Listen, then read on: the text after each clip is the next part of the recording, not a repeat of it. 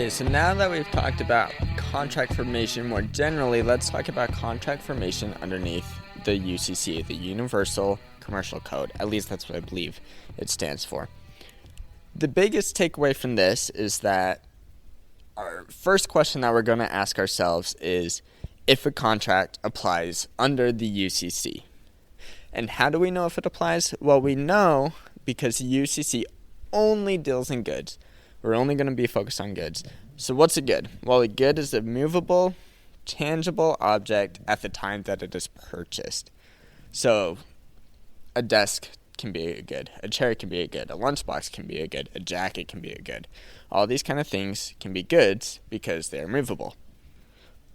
Generally, a lot of things are goods. But what's not a good is if it's a movable, tangible object that ends up causing damage to something in an attempt to move it.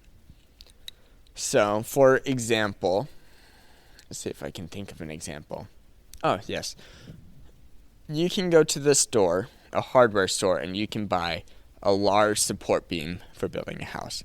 At that point, it is considered a good because you are buying it.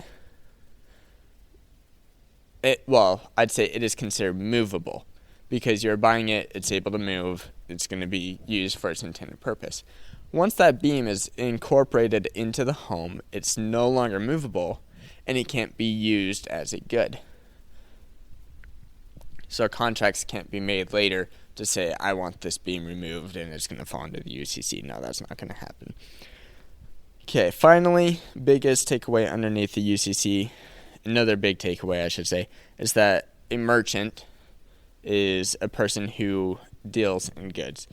A Ford dealership deals in Ford trucks, a good. A retailer deals in grocery items, a good. Things like that. And a merchant is someone who specializes in their specific goods. The UCC focuses on the goods. That's the key part. Even though it applies to merchants, we want to focus on the goods. Okay, and this brings us to our case, Janice? I don't know. And this is about a food truck. Biggest takeaway from this is that this case was about the selling of a good and the utilization of a service. So when you have both a good and a service, do you use the UCC or do you use the common law approach?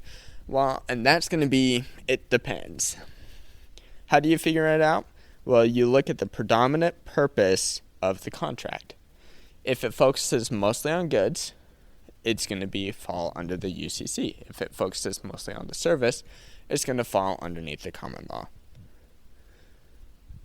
The biggest way that people measure, at least the courts measure, the predominant purpose of the contract is the value of the goods of the services. So in this case, the value of the food truck was $150,000. They utilized the service of the plaintiff in this case as he gave them counsel on how to utilize the food truck. But the value of the food truck was much more than the value of the service.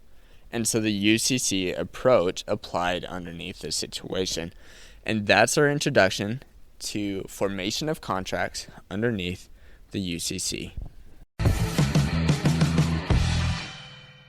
Thank you for listening to this episode of The Law Schoolers. Before I let you go, there are 4 things I want to say. The first thing is if you enjoyed these episodes and if you enjoyed the website, I would invite you to go and join Law Schoolers Pro. And you can do that by going to lawschoolers.com/join.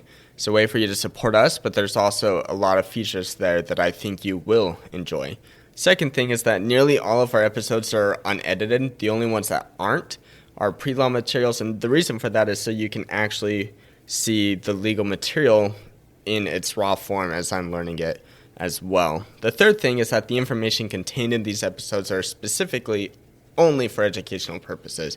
They're not to be used as legal advice, and with that, the fourth thing is if it is used as legal advice, we are not liable. That is, Law Schoolers is not liable for any legal outcomes. Thank you again for enjoying the show. Have a good one.